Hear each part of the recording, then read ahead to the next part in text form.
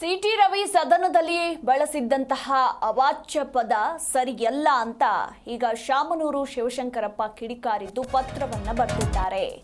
City Ravi ಅವಾಚ್ಯ ಪದ ಬಳಸಿದ್ದು ಸರಿಯಲ್ಲ, ದೇಶದ ಹೆಣ್ಣು ಮಕ್ಕಳಿಗೆ ವಿಶೇಷ ಸ್ಥಾನವಿದೆ ಅಂತ ಸಿಟಿ ರವಿ ಹೇಳಿಕೆಯನ್ನ ಖಂಡಿಸಿ ಸದ್ಯ ಶಾಮನೂರು ಶಿವಶಂಕರಪ್ಪ ಪತ್ರವನ್ನ ಬರೆದಿದ್ದಾರೆ.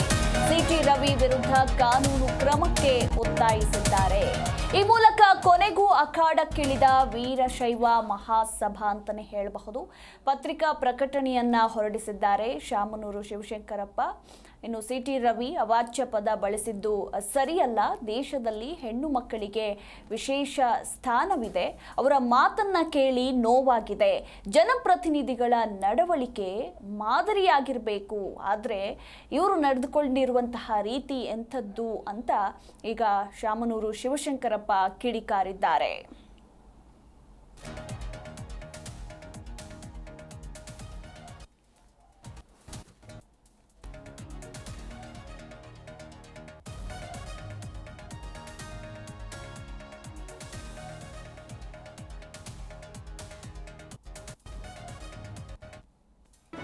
ಜಿ ಕನ್ನಡ ನ್ಯೂಸ್ ಈಗ ನಿಮ್ಮ ಮನೆಯಲ್ಲೇ ನೋಡಿ.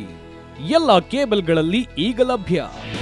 ನಿಮ್ಮ ನೆಚ್ಚಿನ ಜಿ ಕನ್ನಡ ನ್ಯೂಸ್ ಈಗ ಸನ್ ಡೈರೆಕ್ಟ್ ನಲ್ಲಿ number 292, Tata play number 1664, Jio TV number 1334, NXT digital number 30, in cable number 30, city networks 51, U digital number 162, GTPL number 17, Rockline telecommunications number 42, Shri Basaveshwara cable number 168, rural cable network 60, Vinayaka digital 57, Abhishek cable 821, city channel 53, Siddeshwara cable network 57, ವಿ4 digital infotech 628, Surya digital networks 53, Gajanan digital number 836, Malnad infotech private limited number